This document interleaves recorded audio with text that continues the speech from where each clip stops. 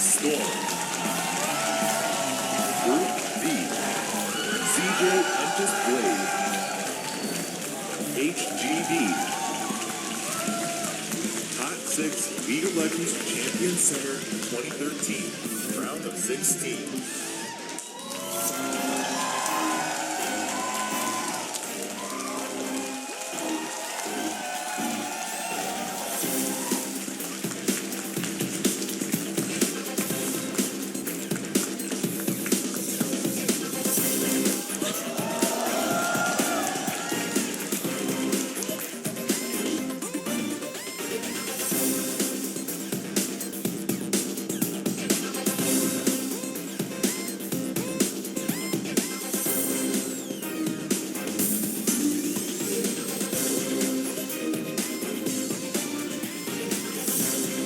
Hey guys, welcome to Seoul, South Korea. This is OGN Champion Summer. I am Doa. With me is Monte Cristo. Double rainbow all the way, right, man? That's right. That's right. We're your double rainbows. That's right. What do we mean? What does it mean?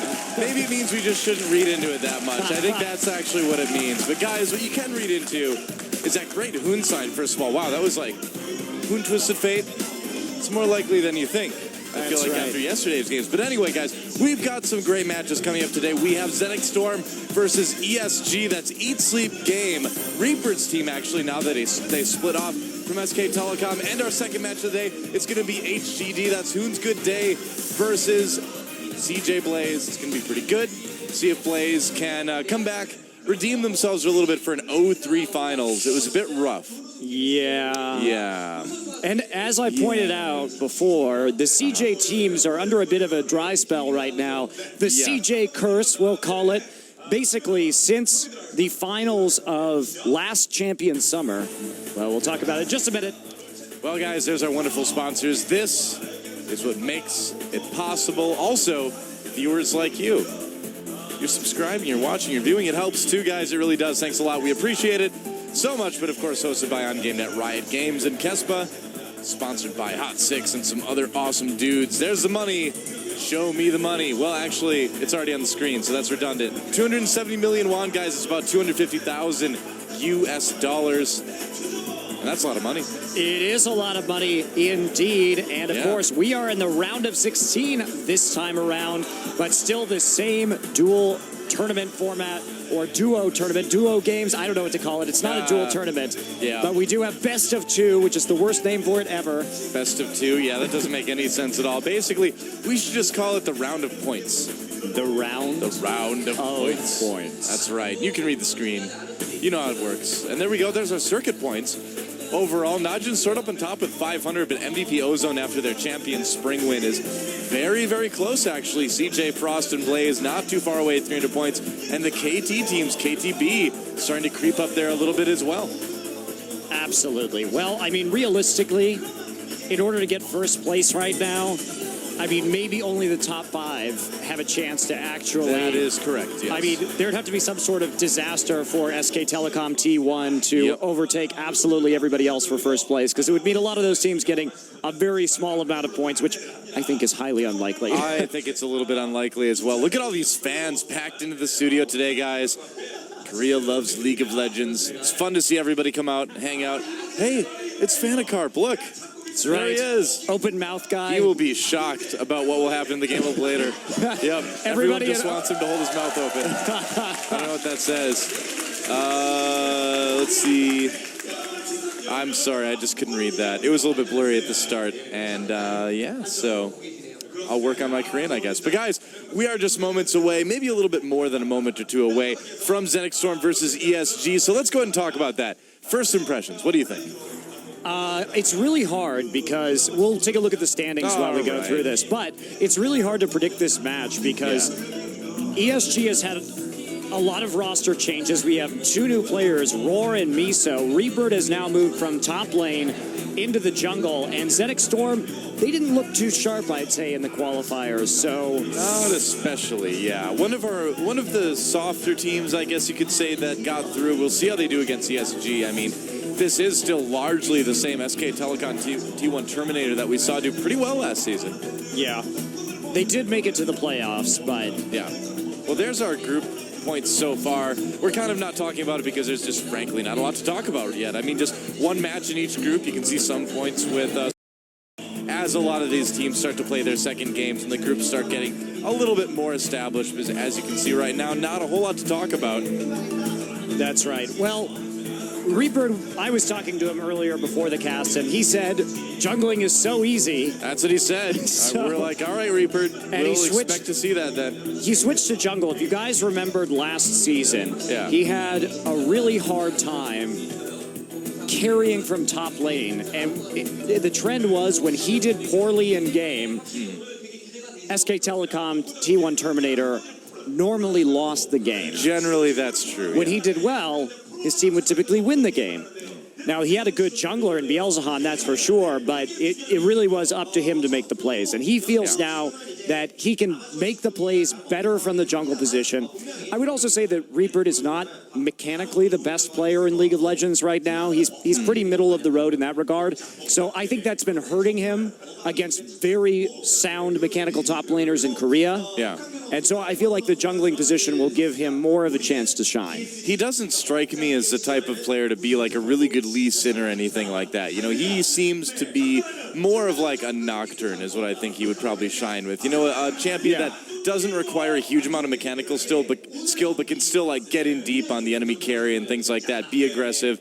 That seems like Reaper's style, I feel. Yeah, I agree. We'll have to see if he busts out Lee Sin or any other champion that requires that. I mean, we know he knows Lee Sin. If he plays the jungle in Korea, he must know Lee Sin. Right. So that's a given already, right? Absolutely. So I'm really excited to see this. But let's get introduced to our teams. Yep, that's right. We'll swing all the way over to the right side of the studio where, well, all right anyway, you're left. The Hot Six booth. That's right. And it is ESG. Nope, it is, never mind. There's a couple teams wearing the same, like, Champions jerseys because they don't have their own quite yet. They will have another jersey very soon, though. That's right. They will. That's right. They'll have a fancy new jersey soon enough. Yep. And there he is, the team captain, Reaper, formerly of Blaze, then of SK Telecom, and now of ESG, and soon to be something else. This Reaper's telling me, so he's like, so how you play top lane is you play Vlad.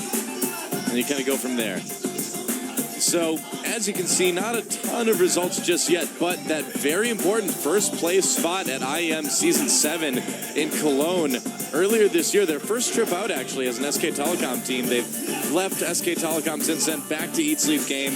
And there's our roster. Miso in the top lane, Reaper now in the jungle, Raven at, I think that's actually correct. Raven is their AD carry. Yes. Support is Starlass, and Roar will be in the mid lane.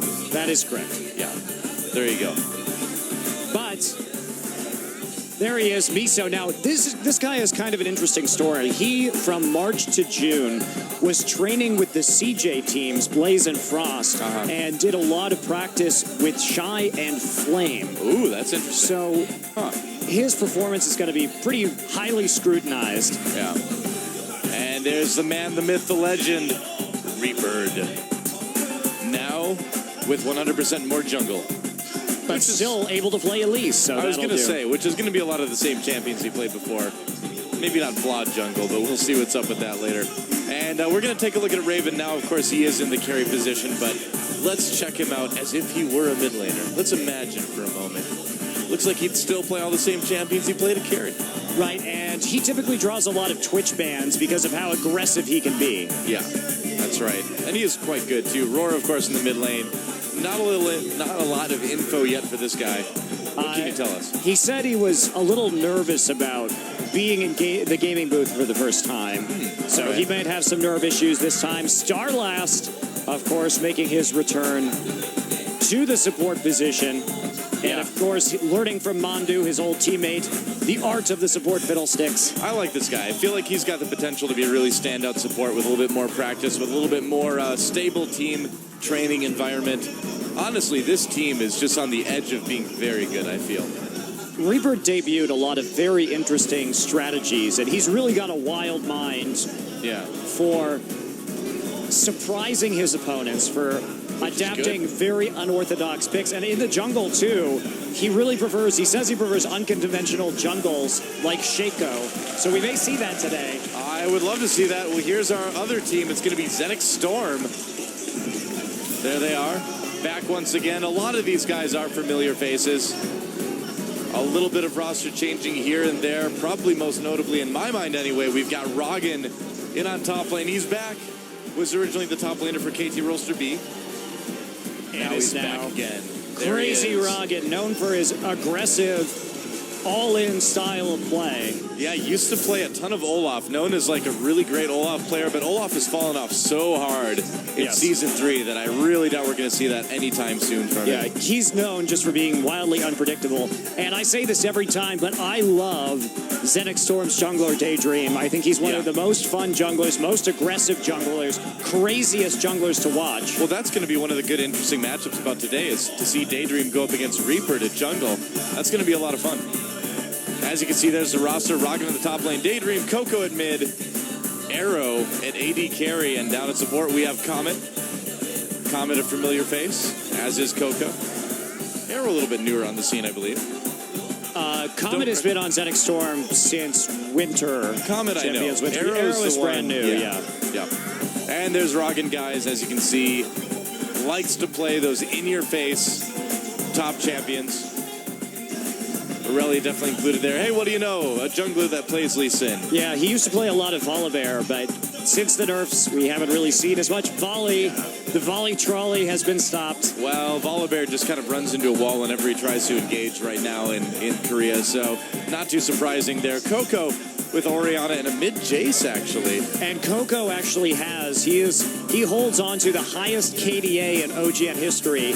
He got it in Club Masters on Kassadin with a 21-0-8 score. Yeah. So this guy, if you give him a little feeding, he can totally shut down a game by himself. Yeah. Arrow looked pretty good in the qualifiers as well. One of the few Graves we've seen lately, but he played it well. Yeah, Graves in Korea, a lot in China, but the Draven pickup is probably going to be banned against them because Arrow is thought of as one of the better Dravens here in Korea, and he has drawn bans before. Comet rocking the Sona. That's right. These Dravens, man, popping up left and right now. Yeah, well, I hope we never see Praise Draven again. No, it was not good. It was less than inspiring. Yep. Raven was not good. The Praven left a lot to be desired, Noah. Yeah. Pretty much. So there's Roggen again, guys. See if he can carry Xenics Storm to victory, or Reaper. There he is on ESG. See if he can lead his team to a win today. And we're in Champ Select. That's right. Here we go, guys. Game number 1. Xenics Storm versus ESG. Let's get into Champion Select. Let's see that Draven, man. There it is. Against Arrow. Should rename himself Axe if he's so good at Draven, huh? And then if he wins really well, we can call it the Axe effect. I love it. Very good. Well, it's the end of the week. My jokes are getting a bit tired, aren't they? And that's okay. Well, Lee Sin for Reaper. I guess so. Forget everything I said. This is a big test of his skill in the new jungle, that's for sure. Panicarp, not responding to that one. He's not impressed yet. Not amazed enough. Oh, well. And, okay, I guess we're going to look at some stats for Reaper. Yeah. But those don't really apply. No, they certainly don't. That's top lane, guys. Reaper's face in that portrait, too. He's all smug. He's like, come on, really? These stats? I don't play that position anymore. Get with it, OGN. So we've got Insect going to top and Reaper going to jungle. Like, what's going on in Korea right now? This is just a bit odd. It is weird, but I guess these teams feel like it's for the best. And after Insect's performance yesterday, it's hard to argue. Really good. He kind of crushed it. That particular switch, I'm totally fine with. I don't know how this is going to work out, but Insect's certainly looking good at top. And there we go, Zach and Jarvan. And I would imagine it probably is going to be a Zach for Roggen. That's totally a champion he would like. And look at this, Shaco. So we may see like a top Lee Sin instead, unless they change it, which they are. Possibly. So, yeah, we were told before the broadcast that Raven would be playing AD carry, but he is actually in the mid lane slot. So I assume that he's going to be playing mid. I guess so. But we were specifically told that he was not switching to mid lane and that he would be playing AD carry. These guys, the mind games, I don't know. Trolling with the Vlad pick. And we'll see. I mean, if anyone's going to be able to teach Miso how to play top Vlad, it's going to be Reaper. And they're going to lock it in, all right? This could be a mid Vlad, too, of course. I guess we don't know Raven's mid tendencies, do we? Mid Vlad is very strong right now. Song from Najin's Sword runs him a lot. And, of course, if you're going to learn how to play Vladimir from somebody on this planet, it might as well be Reaper because he's one of the best, if not the best. And it looks like Miso will be taking it in top lane. We see the summoner swap right there. And it is going to be Ghost and Flash. Now, Reaper's Vlad is so good, he taught Edward Cullen how to sparkle. Yeah, that's right. That's... Wow. I know. We got to get some sparkly makeup for Reaper now. I guess so. Oh, let's not do that. So, we may see a Zyra and a Varus. So heavy AoE CC, heavy engage. Yeah. Coming out of Xenics Storm, but they actually have to be really careful right now because what ESG could easily do with this is turn it into a Vayne Vlad split push comp, and that is not going to do nice things to them, but they're switching it up for Twitch, of course, getting that spray and pray with all the AoE CC quite good. So if Varus decides he wants to go armor pen, can we call him the Master of Last Whispers? Yes. Yeah. We definitely can. Yes, I do. Okay, good. That was good. The delivery wasn't very good. Oh, we may see mid Ezreal, actually. Yep. Interesting. Probably are going to. And the Nami pick wouldn't be bad either, so Vlad in the top. And Lee Sin in the jungle. Very dangerous to pick a mid AD carry when you don't know that's very true. What their mid laner is. However, one team that has been very successful recently with the double AD carry strategy is KT Rolster Bullets. Yeah. They have successfully run mid Ezreal with attack speed runes against a champion with like Kha'Zix. And they push very, very quickly. It's another one of KT Rolster Bullets' fast push strategies. And I've watched them absolutely crush games with it. So a possible Karthus coming in for Xenics Storm. See if they do that. What do you think about Karthus versus Ezreal in the mid lane? Presuming we don't have any lane swaps. I mean, is if Karthus can stay behind the minion wave, yes, he should be okay. In theory, yeah. I mean, I'm not totally sold on the idea, but we'll have to see if it works. He's pretty vulnerable to aggressive jungles, and the problem is if Karthus gets ganked and died, that turret is going down. Oh, yeah. No doubt about that. Looks like it will be locked in. Yeah, so a Karthus in the mid lane for Xenics Storm. And we'll see where everybody on ESG is going to end up going. You know, they haven't switched Raven and Rory yet. Raven is going to be playing. He is going to be carrying. He's going to be playing AD carry. So sorry about the confusion, guys, but all the graphics led us to believe that Raven would be playing in that mid lane position. Well, they even had him go into the mid lane position in the lobby, too. And he's sitting in the mid lane position in the booth. Well, I think we're just going to have to go in there and slap him around a little bit in the commercial break. Teach him his boss, right? How dare you, Raven? That's so Raven. That is so Raven, man. All right, top lane, Miso on Vlad versus Roggen playing Zac. And Zac has a bit of an underbite. Might want to get some dental work so that he can chew a little bit easier. Does he eat? Right now. He's a gelatinous blob. I don't know. That's a good point. Maybe just absorbs. Reaper playing Lee Sin versus Daydream playing Jarvan the Fourth. And will Reaper see him coming? That's the question. I know. Raven on Vayne playing against Coco. No, that's so wrong. Raven's going to be in the bot lane with AD carry Coco on Karthus. Yeah, Raven is definitely with barrier going into the bot lane. Oh, yeah. And in mid lane, Roar will be playing Ezreal. Arrow will be playing Twitch. And finally in support, the normalest of normal lanes in the world. Starlass on Nami. Comet on Zyra. That is our lineup, guys. Here we go. Game number 1, Eat Sleep game versus Xenics Storm here on Champion Summer. Let's get in the game.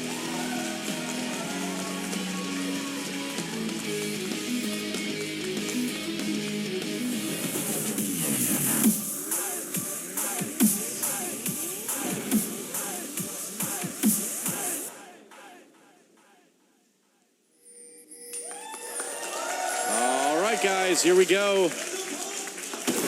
Raven tumbling his way across the jungle. Group A, set 1 ESG versus Xenics Storm. Here, Champion Summer with Doan Monte Cristo. And another day where we see a Doran's Blade start for a jungler. Yesterday we saw it from both Lee Sin and Elise jungle players. It gives you those instant combat stats and a little bit of sustain as well. So not bad at all. Is pretty good. Yeah. And it really is terrifying on Lee Sin when you think about it too. Yeah. And the typical way that we've seen Vladimir split push, and Vladimir split push is a hallmark of Reaper. Yeah. This is something that he has kind of pioneered early in Champion Spring when he brought out that Spirit of the Spectral Wraith build, and he just destroyed Shy. Yeah. Just destroyed Shy. They beat Frost in the first game of the season of Champion Spring. Running Vlad split push was very good. And I imagine we're going to be seeing that again. He specs usually, Reaper would spec deep into the utility tree, get that Spirit of the Spectral Wraith, get the Boots of Distortion so he would have very low summoner cooldowns. So whenever anyone would come top to stop him, he would always have more summoners up, and he can win any one-on-one duel. Yeah. And if they sent 2 up, he would just pop Ghost or Flash and get out of there, and then his teammates would shove a turret while they overcommitted champion resources to that top lane. I imagine we'll see something similar. Yeah. Well, here we go. Reaper just starting with the red buff. Not a big surprise on Lee Sin. It's just kind of how things are. 3 Doran's Blades. It's like Doran's Fever over on ESG. A shield and 3 blades. Love those Doran's items. Can't get enough of them. That's right. And they are going to try and 2v1 Miso. Okay. And Comet just going way out to zone. And Miso is actually already going to go back. It looks like they're going to do a bit of a lane swap. So the problem with this Doran start is that while you get that red buff pretty quickly, we did see Reaper recall immediately. And look at this. They're going to go after that blue buff. I think they know what he's up to. Ping's going down all over the map right now. They don't know they're at blue, though. Wow. They're looking for them. You can see Starlast is trying to find them. Yeah. He sees that they're not at blue. And Reaper's going to head straight over there. He's got an idea. But at the same time, Xenics Storm, they're wise to his plans, but I don't think they're going to be able to stop this. Yeah, I think that Storm's probably going to end up trading that blue buff. But look at what happened because of this. Roggen actually using the time while Starlast wasn't in lane to go back to base before they start pushing the turret. Just go ahead and fill up his HP, get a couple extra potions. Not bad. And so that way he's just trying to outlast it. Reaper. Yeah, going after Daydream, wants to 1v1 him. He's going to throw out the Q, go on to Daydream. Daydream may be in a little bit of trouble here. Can he stand it over the wall and get away? Roggen coming in as well. And Reaper. He's in a bit of trouble here. Roggen trying to get him, and a flash over the wall from Coco. Starlast speeding up Reaper just a little bit, in position for that Aqua Prison if need be. A lot of flashes used, but Reaper gets away. That was a really nice play by Reaper, and that's exactly what you should be using these Doran's Blade starts for. You can duel any jungler with that item build. It's going to be pretty strong for those early invades. And as we can see right there, he managed to get 2 flashes and an exhaust in exchange for just his flash. Not bad. That is pretty strong. And a lot of damage onto this turret, too. Raven and Starlast farming way behind it. Oh, we got Roggen's flash and ignite, too. Wow, he burned so many summoners. Yeah. Whoa, that was good. And look at this forward farming from Eat Sleep Game. Yeah, just dirty farming. Really brutal on Roggen right now. Gotta farm dirty. Yep. That's how you do it, Doa. That turret's going to go down very quickly, too. And wow, that it may go down right now. That was so smart by Reaper. He took the situation where Xenics Storm stole his blue buff and then turned it on its head. Yeah. And his team made such good decisions around that as well. Really taking advantage of his starting item. That was tight, man. That was really strategically brilliant. And that's what we expect from Reaper, too. His play calling, his moment-to-moment decision-making has always been great. Yeah. And I think one of the main problems is that his team hasn't been able to follow his calls as effectively as one might have hoped. But right there, everything aligned, and they will take a big advantage here in the early game. Yeah. And no rotation either, so I guess they're confident about Miso's ability to stick up in that top lane, especially with Reaper there. There's All a the ping. stars had aligned. Oh, Reaper maybe a little bit trapped here. Remember, no flash, but no flashes for really anyone on Xenics Storm as well. Yeah, Reaper does have that sight ward, so Yeah. he'll be okay if he needs to ward hop away. They've really shut down Roggen, too. He has 4 CS at nearly 6 minutes into the game. That was... The entire series of events in the jungler couldn't have gone better for ESG. Series of unfortunate events. Oh, and it may be unfortunate for Arrow as well, having to flash out of that one. Not popping his barrier, though, feeling a little bit comfortable. But the pressure continuing in this bot lane, and in the meantime, Roar has just been quietly farming in mid. In a little bit of trouble. He's going to pop that barrier now, but he's so low, and that is first blood going to Reaper on Lee Sin. Oh, True Shot Barrage nearly taking out Comet as well. And that's one of the other advantages of that mid Ezreal. You can snipe people, you can shove minion waves very effectively. So if you're running fast push, the fast push will come. Makes sense to me. So Xenics Storm right here, with all of their AoE CC, they're really looking for that grouped 5v5 team fight situation. They have Twitch is an okay duelist, Karthus is an okay duelist, but they're going to have a lot of problems against a Vayne and Vladimir split push in both top and bottom lanes, and in the 3-man of Ezreal and Nami and Lee Sin in mid, or just Ezreal and Nami while Reaper roams. And there he is, the Reaper picture. Let the killing begin. Reaper's motto. I guess so. Well, the killing has begun, and he began it, so good for him. He told us jungle was easy, and I guess if you play Lee Sin in Korea, we know better. We know better now to argue with Reaper. If Reaper says jungle is easy, then jungle is easy. I asked him if he was going to win, and he said... Awkward prison onto Roggen. Can they catch him here? Roggen trying to get away. Gonna have to use that catapult. Oh, he's got exhaust on him. I don't think he can escape. No, getting kicked into the wall, actually. Bunching up the blobs. And Reaper will just go ahead and take that kill. He doesn't even give it to his AD carry, who's standing right there, or his top laner. And look at this. They're just going to get a very easy, very free dragon. So when you condemn a Zac into the wall as he dies, all the blobs get a little bit bunched up. That's interesting to note. Now we know. Knowing is half the battle, Monte Cristo. Knowledge is power, though. That's right. The more you know. So important. Stay in school, kids. So basically, at this point, Xenics Storm they're really going to have a hell of a time. Because their composition is so vulnerable to this split push. And one thing that SK Telecom Terminator was always good at was a triple lane split push. And pretty much every game where SK Telecom got the outer ring of turrets down first, they won. Yeah. Because once the Reaper is so good and he's coached his team so thoroughly at split pushing that it's like once the pressure starts, it's not stopping. You know, these guys are really fun to watch too, because they do have kind of a different look than anyone else in Korea right now. Just in the way they play. I mean, that type of build, that type of team comp isn't anything necessarily new, but the way these guys play it is just so clean. Yes. It's always fun to watch them. Yes, absolutely. A good summary of it, though. And we do see that fast Hex Tech coming out of Miso, so you got to assume that Spectral Wraith is going to be showing up pretty quickly after that. Or not, because it's scarier when you know it's there, but you can't see it. Reaper getting wrapped up a little bit, taking some damage, but not too much. True Shot Barrage pushes the lane right back. Those minions have a lot of damage on them now. And look what they're doing with this Ezreal True Shot Barrage. Okay, we have an attempted dive here, but Starlast is waiting for it. Starlast is there. He's going to back up. Look at how they're using it, though. They're simultaneously farming up Vayne while using True Shot Barrage and Reaper holding a lane to prevent their turrets from going down. Right. So they're just trying to farm up Vlad and Vayne, and it's helping so much to have this extra little bit of wave clear that can come from anywhere on the map. It's really cool to see, too. This is such a Reaper strategy. Yeah, it is. You don't normally see stuff this wacky unless Reaper's team is playing it. That's so Reaper. But the great thing is that it may be wacky, but it's done very well too, you know?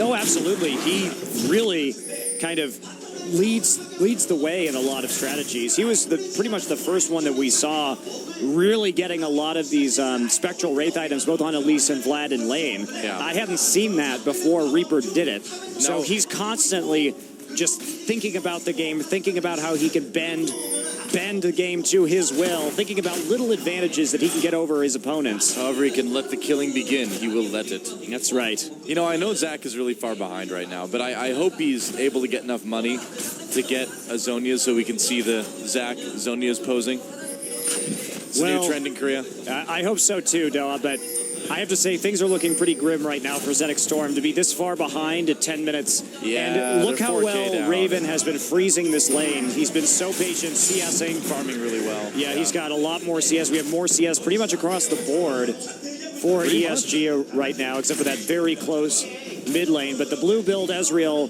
in mid lane this is a KT Roaster Bullet special right here. Right. And this only leads to your towers getting split pushed. Yeah.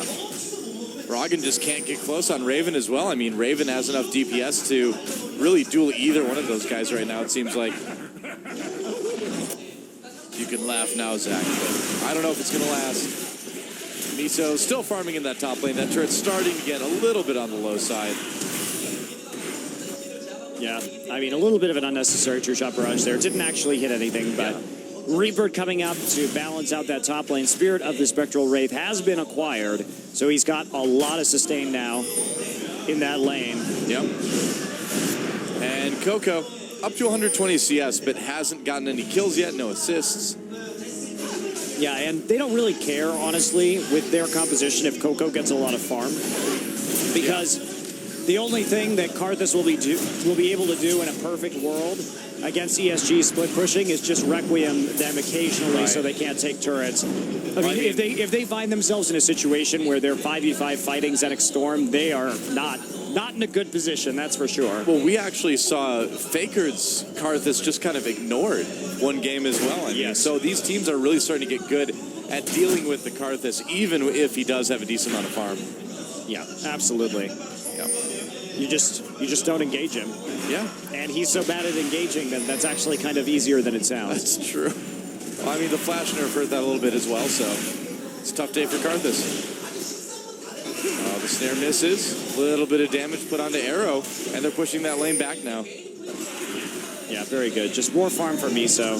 Yeah. They do have this very comfortable lead. They're not extending it, though. They're just farming up. They've got to make some sort of lane pressure soon. I'm a bit surprised they haven't done it already. It's interesting because it's not like Reaper has been doing like a ton of farming as well. You know, he's just been present in lanes just to make sure things keep pushing. Yeah, now we've got Raven with the Blade of the Ruined King, so the dueling potential is now through the roof. Yeah. For Raven, so they can definitely start aggressively split pushing now that they've got a couple key items, that Spirit of the Spectral Wraith and the Blade. Yep. Well, I mean, we just see Raven getting the red buff right now as well, and I mean, that's pretty good to have if you're going to send Vayne into a team fight, so we may be on the edge of seeing something fun now. Okay. I just love seeing Nami in Korea again, or to begin with. Yes, to begin with. To begin with. Well, she's a very strong pick right now. Yeah. Really good. These players have had enough time with her that they feel confident about landing those rather difficult abilities and using the slightly unorthodox ebb and flow and her E, which the name escapes me for the moment. Tidecaller's Blessing. That's right, yeah, Tidecaller's Blessing. It's a little bit of a weird name. It is. And I mean, if you call, Daydream in a bit of trouble here, flashes away from Roggen. Look at the mechanics from Raven. Oh, he can 2v1 them. Roggen trying to use Let's Bounce to get away. Is Raven going to allow him? I guess so. Doesn't need to get the kill. No.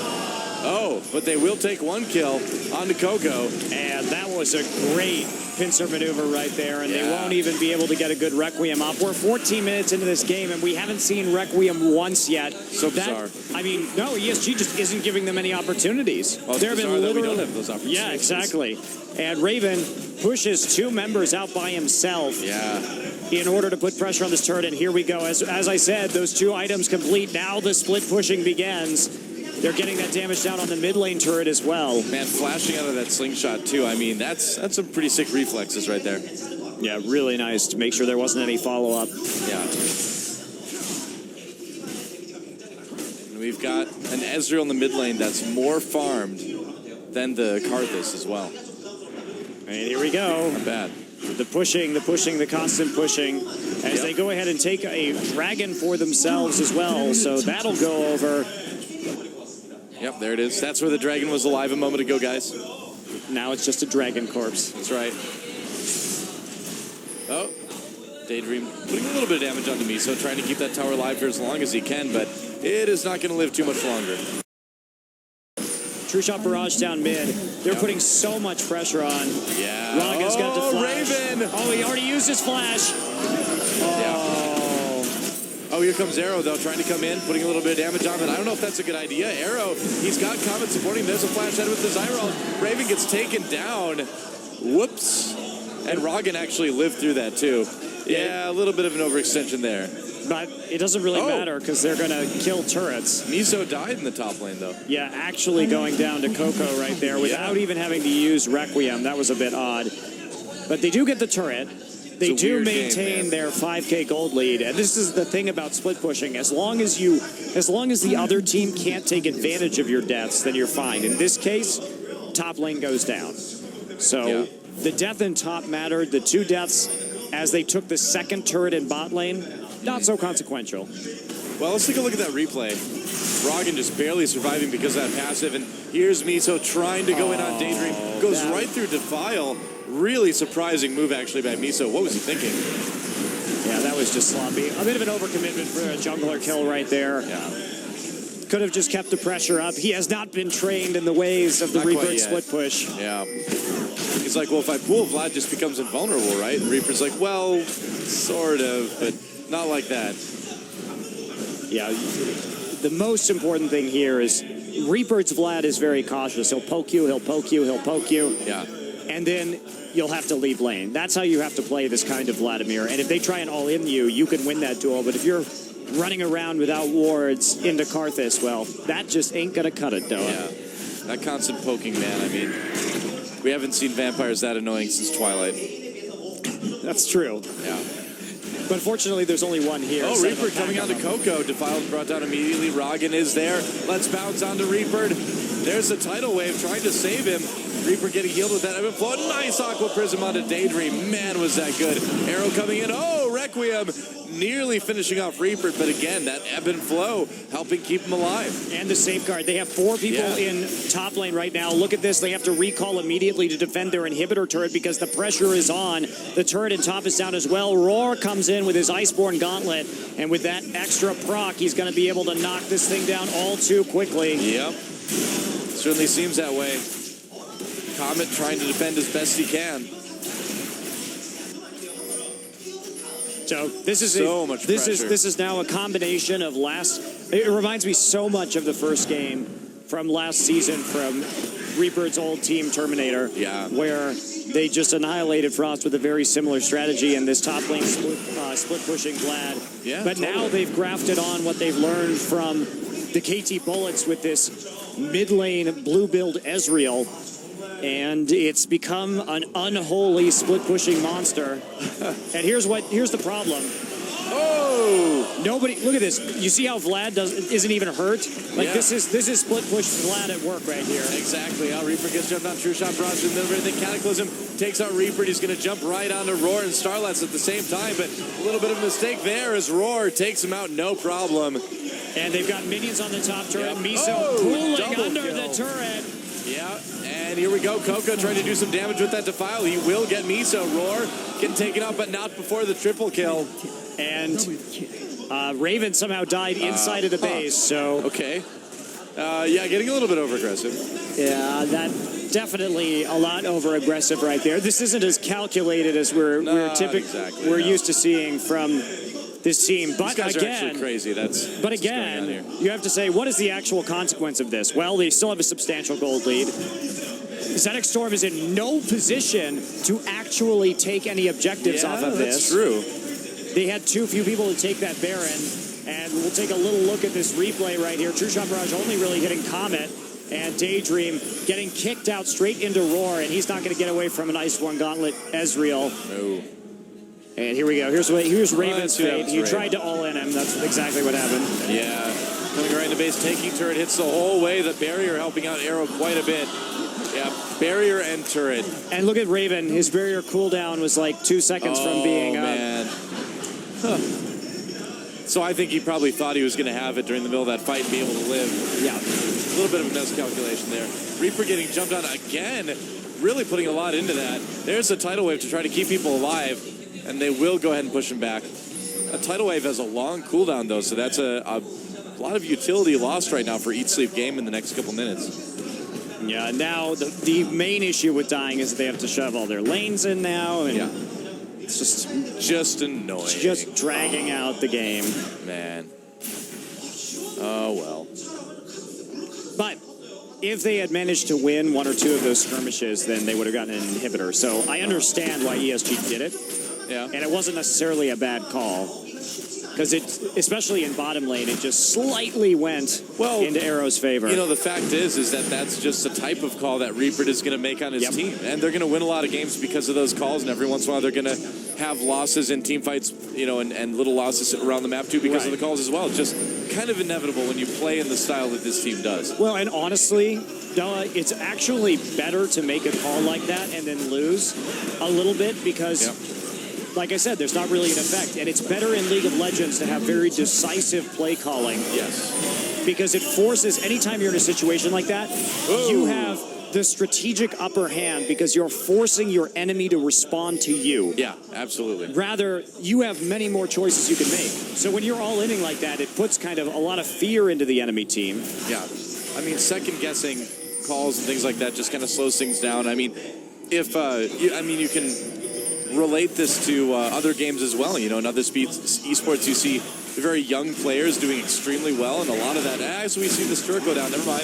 Let's talk about this first. The turret getting very low, but it looks like they will back it off. But basically, one of the main strengths a younger player has is that they don't second-guess themselves. They just act, you know? And that can be great a lot of the time. Yeah.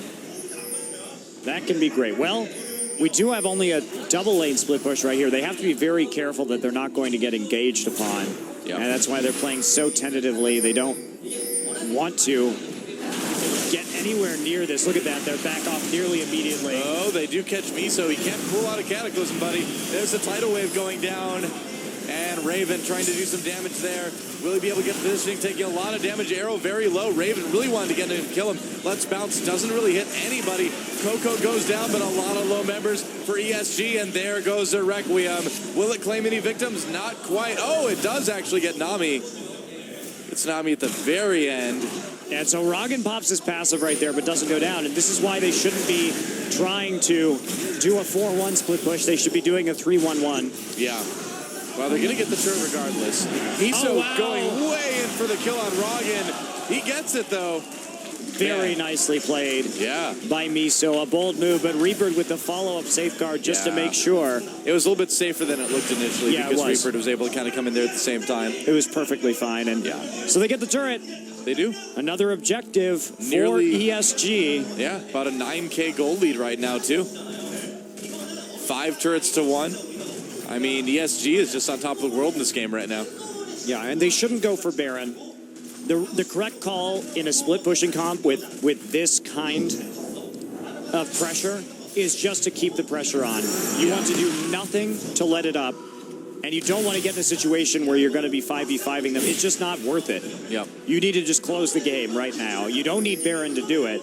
You can win the duels already. Yeah, exactly. I mean, when you've already got a lead like this, Baron is just kind of icing on the cake. It looks like they may decide to try to go for it, though, although baiting a fight wouldn't be, well, may not be the best idea, but they've try. They've got a big enough lead. I mean, normally this comp wouldn't just want to straight up 5v5, right? But they've got enough of a lead. Yeah, they do have a substantial lead, but the perfect engage from Xenics Storm is quite scary. Yes, and they do, the issue here is they do have to keep vision control over Baron because, of course, Karthus Twitch can sneak it very quickly. Yeah, that's very true.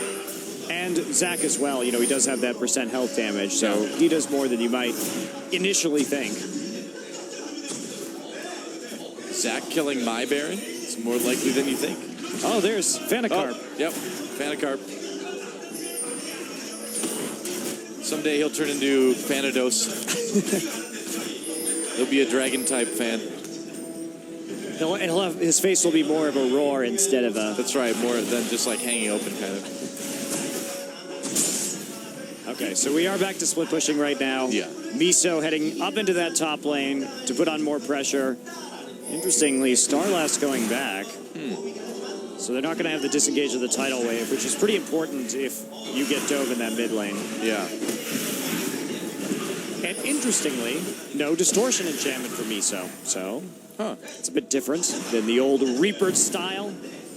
Well, you know, Miso didn't want to be a Reaper clone. He can just kind of add his own flair to it, you know? It's good to be yourself. And, they're going to give red buff over to Roar again.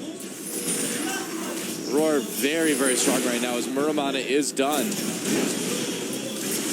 And this team is just going to be killing turrets so fast. Oh, but they may have to fight here. This is actually really unwise. Oh, Reaper gets caught a little bit. Passive flash out, Cataclysm traps them. Tidal Wave not really doing a whole lot.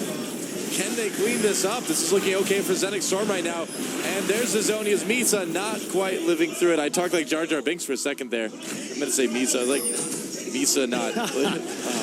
Well, fortunately, you did live through that. But the problem with that, and why I said it wasn't wise, is because Raven was taking their red buff right there. There was a communication issue with ESG where he wasn't split pushing at the same time. So any situation against this team, they've got such good engage with Zach and Jarvan that they have to be super careful that they're not in a 5v4 situation where they can't take an objective by having 5 people from Xenics Storm up there in top lane. So they lose a couple, and they are having trouble closing this game out.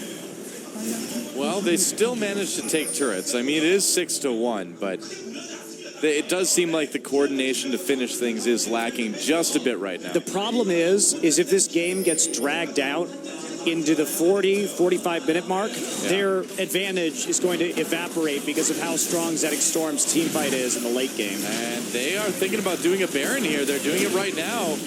Can they kill Baron fast enough? This is so dangerous. Xenics Storm is just all over them right now. They don't have Arrow and Comet, though, there. But they have time to get him there. Yeah, that's right. Coco coming in with that Defile after Roggen comes in as well. And Daydream in the middle of the fight, not doing a whole lot, chasing Lee Sin away a little bit. Raven! Oh, double kill for Coco. Triple kill make that. You remember how I said they shouldn't take Baron? Yeah, well, I mean, I think they just proved your point. You should thank them later.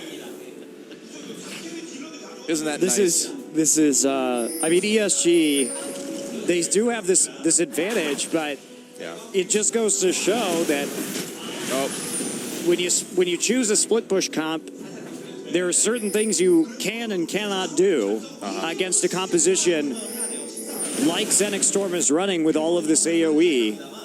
And even if you have a huge lead, 6-1 turrets and about 8,000 gold, you simply will lose those Baron fights. You will lose those team fights. The only thing you should be doing is keeping lane pressure. Yeah. Well, a perfect example of that, I think. And so ESG coming back yet again.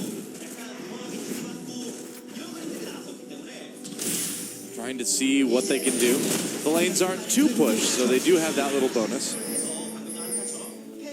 Yes, and oh boy, so ESG, let's see if they actually set up for this 3-1-1 again. Yeah. That's what they need. Well, they need to get something done here. I mean, like you said, this game is starting to get a little bit too long, a little bit too scary in the team fighting side of things. I mean, ESG can very much still lose this game. Yeah. There's a timer, right? Oh my God, they're doing Baron again. Now Requiem is down, so that's a huge. That's actually very important. It is. But Coco still could get that Baron pit on top of a Cataclysm. They're so grouped up right now. Oh man, Tidal Wave coming down. They're going to engage. There's an Emo Plague. That's huge. Emo Plague. Yeah. They can really follow up on this as well. Raven just needs that positioning, doing tons of damage already. Roggen traps a couple people in the Cataclysm, but gets killed nearly immediately. Requiem does come up. No kills, though. Nice combination of defensive moves keeps people alive, and that is a perfect ace. That Hemo Plague was so important to how that fight went right there. Miso had such a good engage. Yeah. And all right. Xenics Storm wasn't aggressive enough about how they went into the pit right there. Now they can go for Baron. Yes, now they can. Yeah. A lot of low health members, but they've got plenty of time to do it in recall. Okay, well, they did get it. And if that Requiem had been up earlier because it was still on cooldown and they were waiting for it, I think they would have had a much more aggressive engage on that fight. Yeah. Raven just going to go ahead and take an inhibitor turret to make it even easier when they come back up. He's just not going to lose health at this point. Oh, there he goes. Recalling. Yeah. So let's take a look at that fight again. Just watch this emo play. I mean, look at this, too. They're doing such a smart thing. You can see from the side, Roar there shooting the Qs in to slow everybody down, and Miso is a hero for that fight. If he hadn't hit that 4-man Hemoplague, I'm not sure that ESG would have won this. Yeah. Uh-oh. Oh, okay. That's a good point. And so, ESG with some new life breathed into them. Now they're 12K gold ahead. The lead increases. The other major difference between those two fights is that Coco is going to get split pushed to death. I guess so. Oh, wow. Roar just comes in, takes him down, and he's not done yet. Going after Daydream. Daydream very low. Oh, man. Mystic shot just barely misses. And there's the distortion enchant for Miso. Later than Reaper normally got it, but Better late than never. Still coming up. And so anyway, that last fight too, the major other difference was that Coco didn't have flash that time around, so he could never really engage properly. Oh, true. Well, I guess Roar's just going to die. And meanwhile, Reaper in the middle of the enemy team here, coming on the outside. Tidal Wave goes through the team. And there we go. Cataclysm onto Miso now. Daydream going down very quickly, though. Another Hemoplague. They're going to take out Arrow as well. Man, Roggen and Comet's so low. Raven's going to be able to take out... Well, I guess the inhibitor's already gone. So they're going to back off a little bit now. Play things safe. They'll be happy with that inhibitor. I mean, ESG has been playing sort of well this game, but you can tell they're not exactly used to the split push yet. Yeah, the coordination isn't really where we see a lot of other teams at the moment. It's like the decision-making is weird. They keep getting distracted. Instead of just putting pressure on bot turret while taking out inhibitor, they like randomly decide to dive, even though they had just killed Karthus. And so they had, if they were just more patient and knew their objectives better, this game would probably be over right now, actually. Well, patience issues are also something that's kind of like Reaper's trademark, too. So it's like, this is definitely Reaper's team through and through, man. This is Reaper's team. I mean, I love the composition. I love this strategy, but it's not quite flawless. Not quite flawless yet. Yep. But it is terrifying. That's the thing, is that once this strategy gets perfected, it's so hard to stop. Yeah. It's also much harder to run this kind of 3-lane split push strat than it is to, say, run a team fight strat. Of course, team fighting on its own is very hard, but it's so delicate in terms of when the lanes have to be pushed, how to put 3 lanes of pressure on with minion waves. It's very difficult to do. Yeah. Roggen thinking about coming in. He doesn't have Let's Bounce up just yet. A couple more minutes on that cooldown, or not minutes, a couple more seconds on that cooldown. Oh, Daydream coming in. There's Roggen coming in now. Still doesn't have Let's Bounce, just comes up, but not before he dies. Zonia's on Coco. He's going to die immediately after that. Double kill for Miso already. Here comes Requiem, but the damage just isn't high enough. Nobody dies. The health's still looking good, and I got to say, that's got to be the game right there. Rebird. Dancing outside of his own buff. Oh, it's a mass taunt. Oh, man. And the style points. This is definitely Reaper's team. Yeah, this is definitely Reaper's team. GG, there it is. And ESG absolutely stomps Xenics Storm. It wasn't always like the cleanest thing we've seen, but it was stylish. We'll give him that. Reaper's like, as they say, Raven does it with style. I guess so.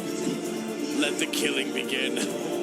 And begin it did. And that's got to be a bit demoralizing for Xenics Storm as well. I mean, that wasn't just like a diss. That was like a major diss. Dude. It was indeed the Yeah. dissiest of disses. Well, Miso showing his skill as a top laner in that game. Yeah.